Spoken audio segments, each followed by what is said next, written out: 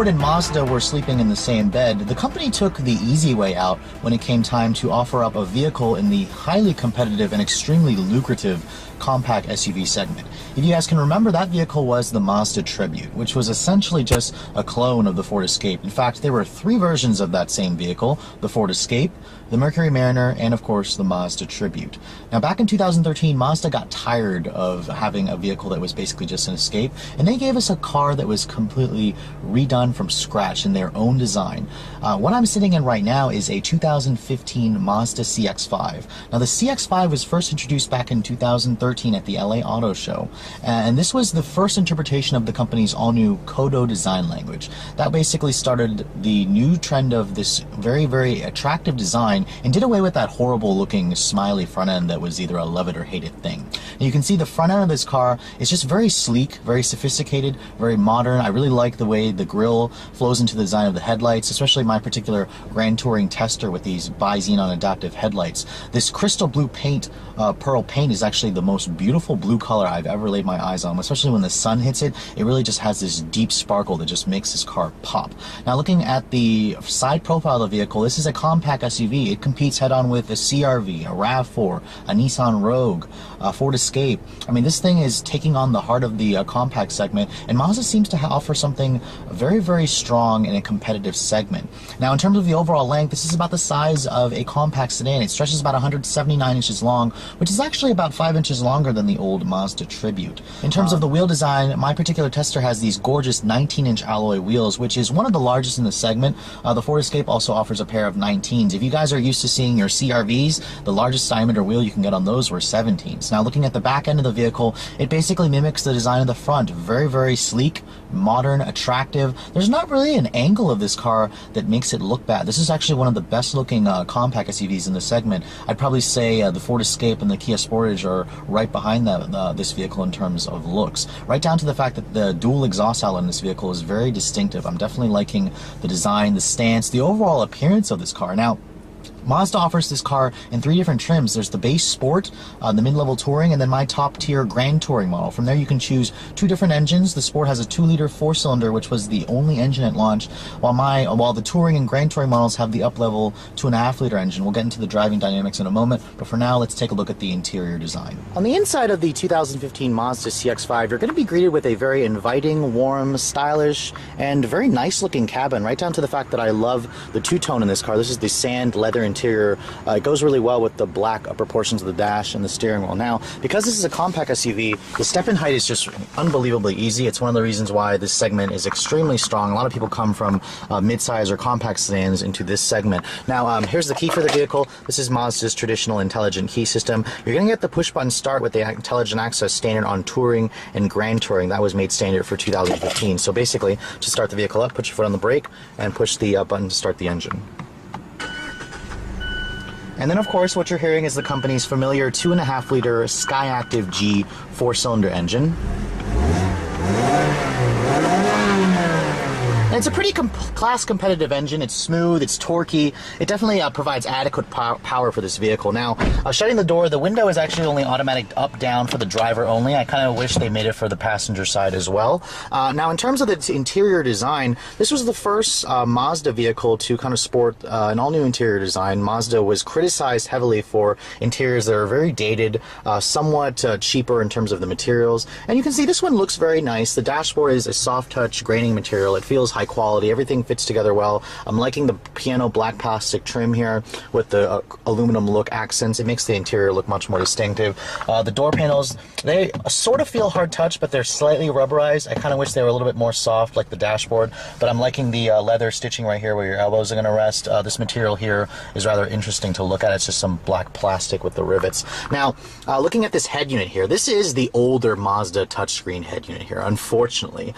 This car, the 2013 Mazda 3 were one of the first ones to get this new head unit, which is funny because this is all new and it replaced that tiny 5-inch screen in the old Mazda 3. However, when this came out, it was already dated. You can see this is a 5.8-inch touchscreen, and compared to the competition, it's just really behind. Your audio sources here, they're pretty modern. You're gonna have AM, FM, Sirius XM, Bluetooth streaming audio, Pandora, iPod, CD, aux port. There's no AHA or like Stitcher or anything like that, but it's okay. Most of the times I only use the Pandora anyways. That's really up to you. Now, looking at the map quality, this is actually TomTom. Mazda partnered with TomTom for their navigation system. Now, it's funny because I've shown you guys a Mazda 3, and that actually has the newer system with the touchscreen, a slightly bigger 7-inch screen that actually is popping out of the dash. I definitely prefer that interface over this. I mean, you can see with this map display, it doesn't actually even zoom, or you can't zoom out, you can't pinch like a tablet, so don't expect that. It works really well. If you guys know how to use a TomTom, you're going to be very familiar with the system, but overall, I'm just really not impressed with it. Right down to the fact that, for example, when you go here, the buttons are a little bit on the small side, and you know, if you guys have big hands, big fingers, you're not going to be able to work this very well, especially when you're coming here trying to choose your presets. It just requires you to take your eyes off the road, just glance at this tiny ass screen. So I'm not really impressed with the infotainment system in this car. Now, when you put it in reverse here, you're going to get a nice backup camera, which is average in quality. It's because of the small screen. It doesn't have distance, or it has distance but no trajectory. You can see here. It's overall it's a decent backup camera. You're going to get that on the touring trims and up. Now, looking at the rest of the center stack here, I like the design of the dash vents. This vehicle has dual zone automatic climate control. One thing I'm not really a fan of is the fact that this is orange in color, this is blue, and this is white.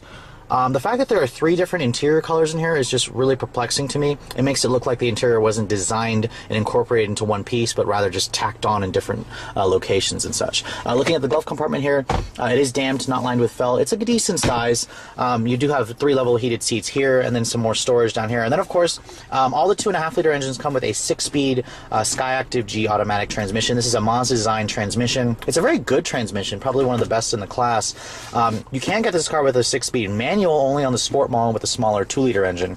You can see here the rest of the center stack here. I am very surprised to see that this armrest right here is just rubberized. It's not actually wrapped in leather, a little bit of a cheap omission that they didn't do. And then, of course, the lid itself, it doesn't slide or adjust. The storage compartment here is decent, and of course you have your USB aux port and then your power outlet in there. Overall, this interior design, it's rather appealing to look at first. But Mazda really needs to step up the infotainment display and match the colors of this interiors, because they just don't match up, and probably expect to see Mazda update the interior of this car next year or so. When you're looking at the back seat of the Mazda CX-5, you can see this is a very nice place to spend time. It's another area where a lot of buyers will harshly critique the rear seat space in a compact crossover, and Mazda has this area covered basically. You can see the step-in height is very, very easy. Again, you have very good legroom here. In fact, I have a ton of foot space underneath the front seats, so I'd be very comfortable back here on a long trip. I like the fact that the seats themselves are higher up than the front, so you have a very nice view from the back seat here. You can see you have dual map pockets as well. No rear seat vents. However, the seats are 60-40 split, and you do have an armrest here with some cup holders. Now, when you look at the door panels right here, they actually are hard touch plastic, a little bit cheaper feeling than the front, but it is leather stitched down here where your elbows are going to rest. Now, unlike the Ford Escape, a power tailgate is not available on this car, so don't expect to even find that even on my top tier Grand Touring tester. Now, luckily, you do have a very generous opening and a huge cargo area. You're looking at about 35 cubic feet of space with the second row up. Don't expect to find a third row seat. Mazda doesn't offer that in the CX-5. You have to go for the larger CX-9 to get the third row. But you can see here, if you want to fold down the third row, or the second row seat here, just pull that lever there, and it folds down completely flat. It's spring actuated, and you're going to look at about 65 cubic feet of space with the rear seat folded. So this is a very practical and easy to use vehicle on an everyday basis.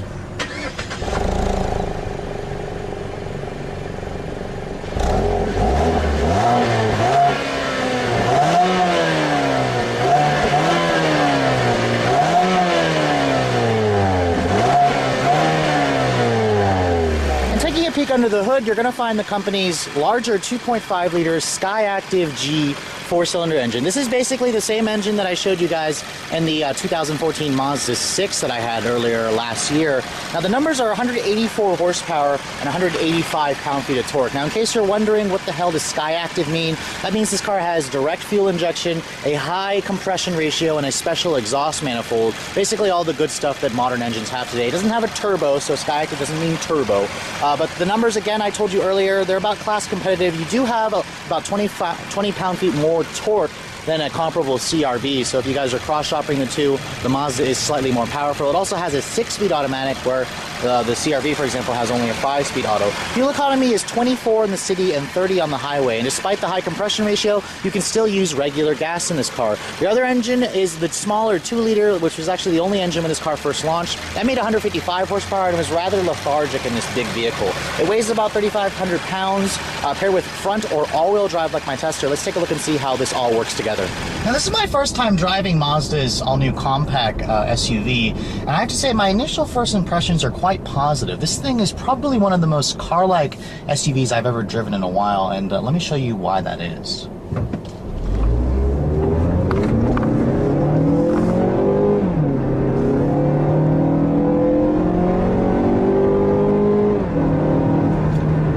Now, as typical with most vehicles in this class, this car is not going to exactly blow you away with mind-boggling performance. I mean, this 2.5-liter four-cylinder is adequate at best, but let's be honest here, most of the vehicles in this class are pretty much just like this, so I'm not going to be too harsh on this car's acceleration. Expected 0 to 60 time around 8 seconds, which is actually about 2 seconds faster than the old 2-liter four-cylinder, so Mazda, bravo on improving the power in this car.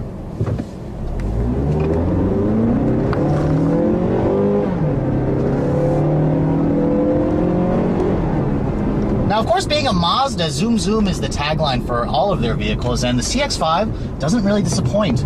This car handles extremely well, and it literally feels like a taller Mazda 3, which is basically the platform under this car. So I'm very impressed with the driving dynamics. The steering offers a lot of feedback, a lot of precision, and it just inspires a lot of confidence, and that's really important in a driver's car. So in terms of the driving dynamics, Mazda pretty much nailed this car, and it's probably the best handling compact SUV on the market.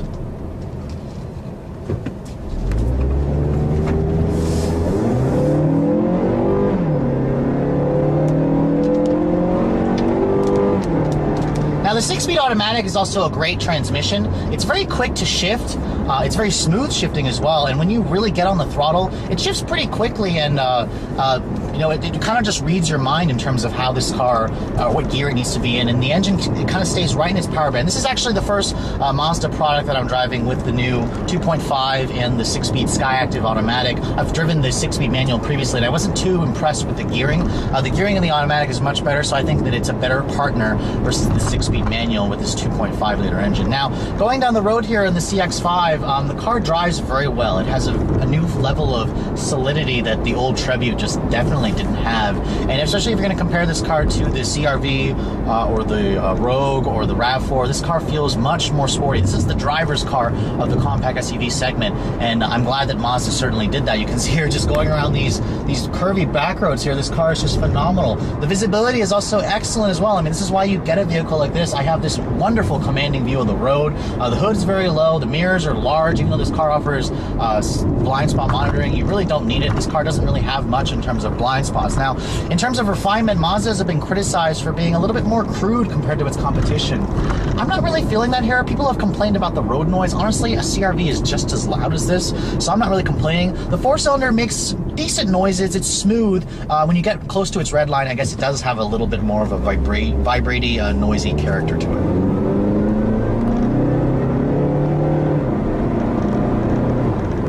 Really, I'm having a hard time finding negatives with this car. In terms of the driving dynamics, it's good. The acceleration with the 2.5 is adequate and decent.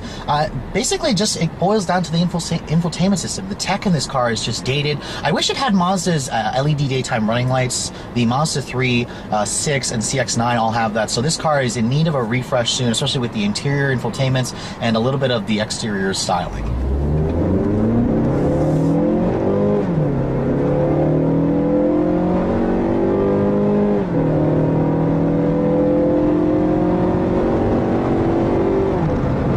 Highway speeds here, you can see I'm at about 70 miles an hour, and it's relatively quiet.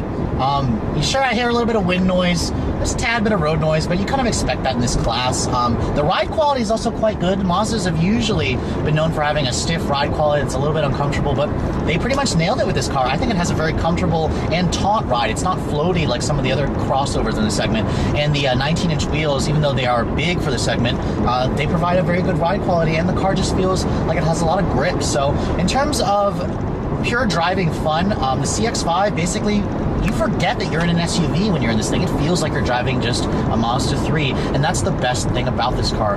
And with all that said, I'm coming up to the end of this review, and I have to say that I'm quite impressed with the CX-5. There are a couple things that I might change. I said before earlier, update the styling with the LED daytime running lights, improve the interior infotainment system, maybe update the wheel designs. They could use a little bit different coloration just to make the car look a little bit more distinctive, and maybe even another engine upgrade. Of course, I'm a driving enthusiast. I want more power.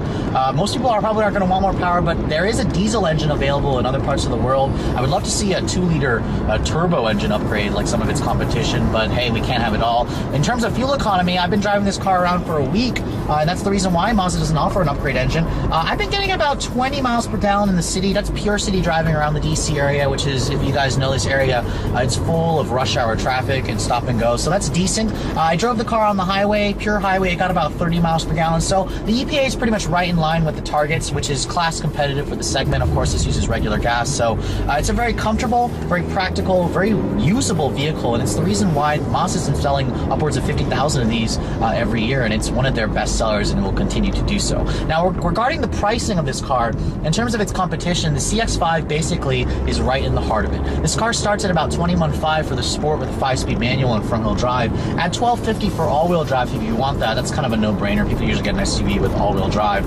This particular model that I'm driving is the Grand Touring. It starts at about just under $28,000, again, at the all-wheel drive. My particular tester has the technology package, which includes several things. You'll have the bi-xenon headlights that swivel, the navigation system, Mazda's new Smart City brake support, which will actually is automatic braking. This car will hit the brakes for you automatically if you're traveling below 20 miles an hour, if you're about to rear end the person in front of you, and other goodies and stuff like that. You know, it's a good value at $1,500. I'd probably recommend it. The nav system is a little bit of a throwaway, so that's something that I would probably just skip, but that's how you get the package. All in all, I'm looking at about $31,500 for this particular one. A great value, which makes it about $5,000 cheaper than a fully loaded Escape, but it basically puts it in line with a fully loaded CR-V or Nissan Rogue. Anyways, hope you guys have enjoyed my overview of this 2015 Mazda CX-5 Grand Touring. If you're in the market for a compact SUV like this, make sure you check one out at your local Mazda dealer. It's definitely a top pick in the class.